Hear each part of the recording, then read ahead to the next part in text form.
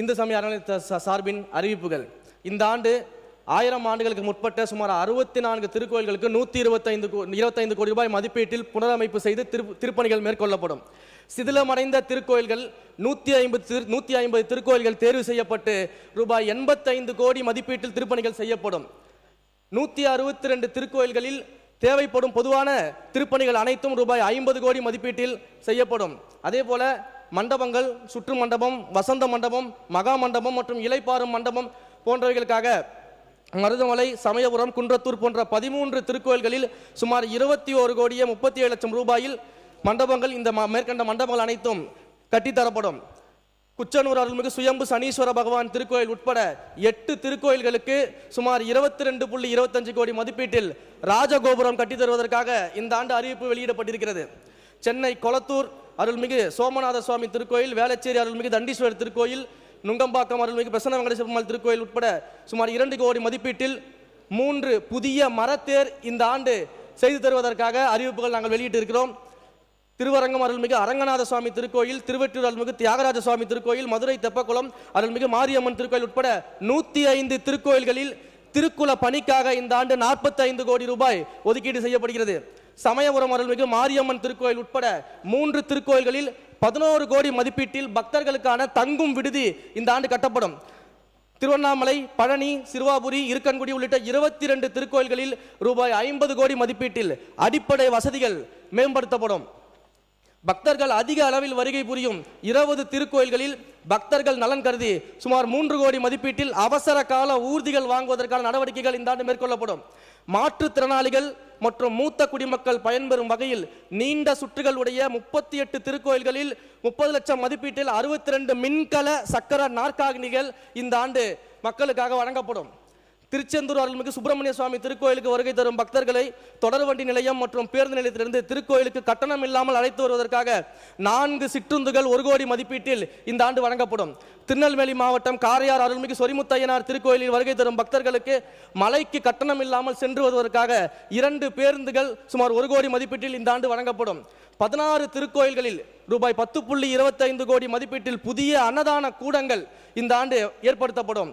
அன்னதான திட்டத்தின் கீழ் 10 திருக்கோயில்களில் நாள்தோறும் பயனடையும் பக்தர்களின் எண்ணிக்கையை இந்த ஆண்டு அதிகப்படுத்தி விரிவாக்கம் செய்திருக்கிறோம்.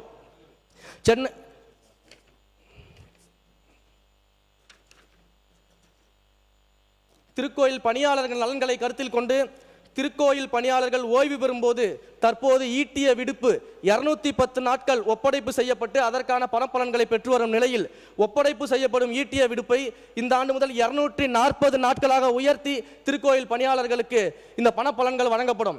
திருக்கோயில் பணியாளர்களுக்கு தற்போது அனுமதிக்கப்பட்டுள்ள மகப்பேறு விடுப்பு 9 மாதங்களாக இருந்த நிலையில் அதனை 12 மாதங்களாக உயர்வு செய்யப்படும். திருக்கோயில் பணியாளர்கள் மற்றும் அவர்களது வாரிசுகளின் திருமணத்திற்காக தற்போது ஆண் பணியாளர்களுக்கு 6000 ரூபாயும் பெண் பணியாளர்களுக்கு 10,000 ரூபாயும் என வழங்கப்படும் திருமண கடன் இனி முதுநிலை திருக்கோயில்களின் பணியாளர்களுக்கு 2 லட்சமாகவும் முதுநிலை அல்லாத திருக்கோயில்களின் பணியாளர்களுக்கு 1 லட்சமாகவும் உயர்த்தி வழங்கப்படும். திருக்கோயில்களின் சார்பில் நடத்தப்படும் கல்லூரிகளில் மாணவர்களின் சேர்க்கையின் போது திருக்கோயில் பணியாளர்களின் குழந்தைகளுக்கு முன்னுரிமை வழங்கப்படுவதோடு 50 விழுக்காடு கட்டண சலுகையும் வழங்கப்படும். திருக்கோயில்களின் வெளிப்படையாக தேர்வுகளை நடத்தி நேர்முக பணியிடங்களுக்கு பணியாட்களை சேர்க்கும் விதமாக இந்த ஆண்டு திருக்கோயில் மற்றும் அவற்றின் கீழ் இயங்கும் கல்வி நிறுவனங்களின் நேரடி நியமனம் மூலம் நிரப்பப்பட வேண்டிய காலி பணியிடங்களை நிரப்புவதற்காக விதிமுறைகளின்படி தகுதியான பணியாளர்களை வெளிப்படை தன்மையுடன் தேர்வு செய்வதற்கு திருக்கோயில் பணியாளர் தேர்வு வாரியம் இந்த ஆண்டு அமைக்கப்படும். திருக்கோயில்கள் நடத்தப்படும் 4 பள்ளிகளில் சுகாதார வளாகம், சுத்திகரிக்கப்பட்ட குடிநீர் வசதி, விளையாட்டு மைதானம், கலையரங்கம், தரைதளம் அமைத்தல், ஸ்மார்ட் போர்டு, கண்காணிப்பு கேமரா போன்ற அடிப்படை வசதிகளை மேம்படுத்துவதற்காக 5.52 கோடி இந்த ஆண்டு ஒதுக்கப்பட்டிருக்கிறது. நாமக்கல் மாவட்டம் திருச்செங்கோடு அருள்மிகு அர்த்தநாரீஸ்வரர் திருக்கோயிலில் கலை மற்றும் அறிவியல் கல்லூரி தற்போது வாடகை கட்டடத்தில் இயங்கி வருவதால் ரூபாய் 15 கோடி மதிப்பீட்டில் நிரந்தர கட்டடம் கட்ட நடவடிக்கை எடுக்கப்படும். இந்து சமய அறநிலையத்துறையின் பதிப்பக பிரிவின் மூலம் அச்சில் இல்லாத, இதுவரை அச்சிற்கே வராத, திருக்கோயில் வளராறு, பக்தி தமிழ் இலக்கிய நூல்கள் என 108 அரிய நூல்கள் செம்பதிப்பாகவும் மலிவு பதிப்பாகவும் வெளியிடப்படும். அவற்றை மின்னணு நூல்களாகவும் தரவிறக்கம் செய்து பயன்படுத்திக் கொள்வதற்கான வழிவகை செய்யப்படும்.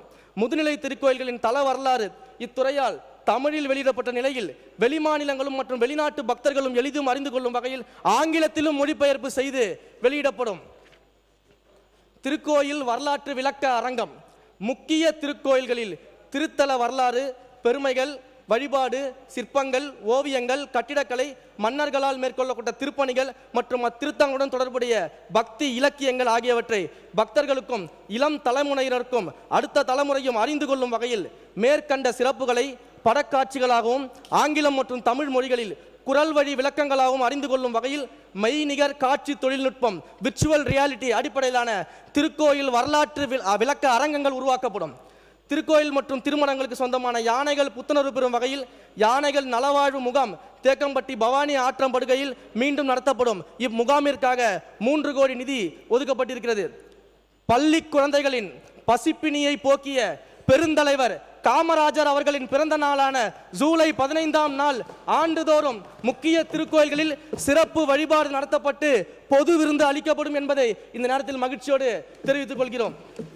தமிழ்நாட்டில் உள்ள திருக்கோயில்களின் பழமையும் பெருமையும் மிக வரலாற்று சிறப்பையும் கல்வெட்டு, கட்டிடக்கலை, சிற்பக்கலை, ஓவியக்கலை முதலான கலை சிறப்புகளையும் ஆர்வலர்கள் அறிந்து கொள்ளும் வகையில் முதற்கட்டமாக 2000 ஆர்வலர்கள் பயன்பெறும் வகையில் முக்கிய திருக்கோயில்களுக்கு வெற்றி கலை அறிவுசார் திருக்கோயில் பயணம் இந்த ஆண்டு முதல் ஏற்படுத்தி தரப்படும். தமிழ்நாட்டில் உள்ள முக்கிய திருக்கோயில்களில் சுவாமி தரிசனம் செய்வதற்கு இவ்வாண்டு மொத்தம் 10,000 மூத்த குடிமக்கள் பயன்பெறும் வகையில் மண்டல இணை ஆணையர் அலுவலகம் வாரியாக அந்தந்த பகுதியில் உள்ள முக்கிய திருக்கோயில்களுக்கு ஒரு நாள் ஆன்மீக பயணம் ஏற்பாடு செய்யப்படும். தமிழ் நிலத்தின் முகவரியாகவும் குறிஞ்சி நில தலைவனாகவும் உலகத் தமிழர்களின் ஒற்றை முகமாகவும் சங்ககாலம் தொட்டே தமிழர் வாழ்வியலோடும் பண்பாட்டோடும் இலக்கிய மரபோடும் நெருங்கிய தொடர்புடைய தமிழ் கடவுளான முருகப்பெருமான் அருள்பாலிக்கும் திருத்தலங்களில் சிறப்பு மிக்க திருத்தலங்களாம் ஆறுபடை வீடுகள் என அழைக்கப்படும் ஆறுபடை வீடு முருகப்பெருமான் கோயில்களையும் தமிழ்நாட்டின் முன்மாதிரி கோயில்களாக மாற்றுவதற்கான திட்ட அறிக்கை இவ்வாண்டு தயாரிக்கப்படும்.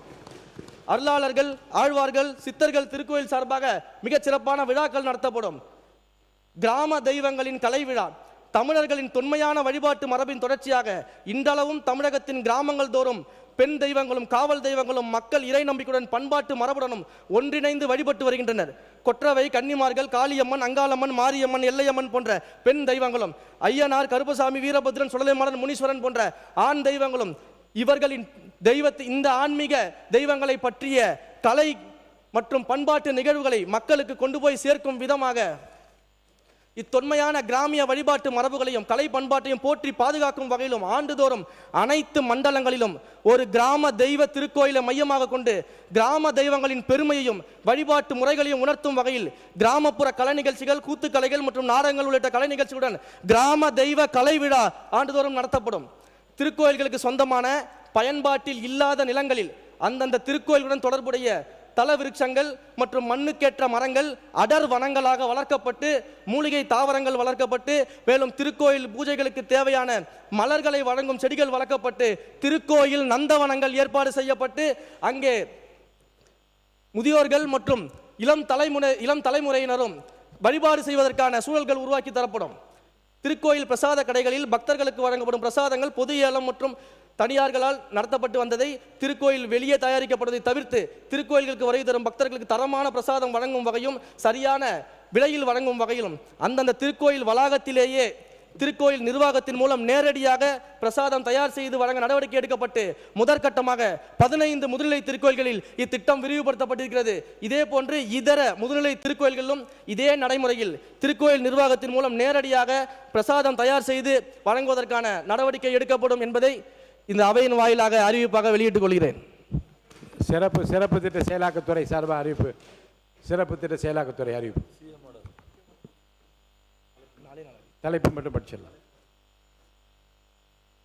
சிறப்பு திட்ட செயலாக்கத்துறையின் சார்பில் வெற்றி திறன் பயிற்சி திட்டத்தின் கீழ் சர்வதேச அங்கீகாரம் பெற்ற சான்றிதழ்களுடன் கூடிய பாதுகாப்பு திறனாளர்களை உருவாக்கும் பயிற்சி வழங்கப்படும். வெற்றி திறன் பயிற்சி திட்டத்தின் கீழ் உயர் மதிப்பெண்கள் எடுத்து தேர்ச்சி பெற்று வரும் மாணவர்களுக்கு project management professional, tunnel construction technology, industrial robotics உள்ளிட்ட தொழில்துறை சார்ந்த உலகளாவிய சான்றிதழ் பயிற்சிகள் வழங்கப்படும். வெற்றி திறன் பயிற்சி திட்டத்தின் கீழ் கல்லூரி மாணவர்களுக்கான இந்திய தொழில்நுட்ப கழகம் IIT மெட்ராஸ் மூலமாக சிறப்பு திறன் பயிற்சிகள் வழங்கப்படும். வெற்றி திறன் பயிற்சி திட்டத்தின் கீழ் பொருளாதாரத்தில் பின்தங்கிய குடும்பங்களை சேர்ந்த வேலை வாய்ப்பில்லாத ஐடி பட்டதாரிகளுக்கு சர்வதேச சான்றிதழ் பயிற்சியின் மூலம் உள்நாட்டு மற்றும் வெளிநாடுகளில் வேலை வாய்ப்புகள் பெறுவதற்கான திட்டம் உருவாக்கப்படும் என்பதை மாண்புமிகு முதலமைச்சர் அவர்கள் என்னுடைய அறிவுறுத்தலின் பேரில் இந்த அவையில் பதிவு செய்து கொள்கிறேன். வெட்டு தீர்மானங்கள் திரும்ப பெறணும் ஒரு கோரிக்கை வச்சு அதை படிச்சிருக்கேன்.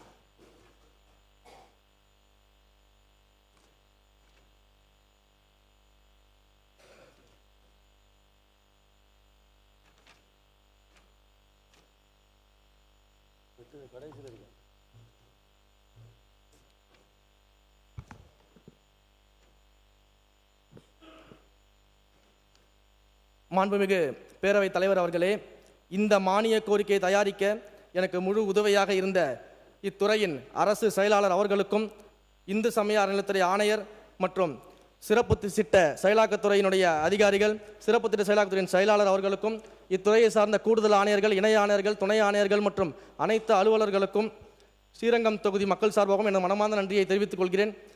மாண்புமிகு உறுப்பினர்கள் கொடுத்த வெட்டு தீர்மானங்களை திரும்ப பெற்று மானிய கோரிக்கையை நிறைவேற்றி தருமாறு கேட்டுக்கொள்கிறேன்.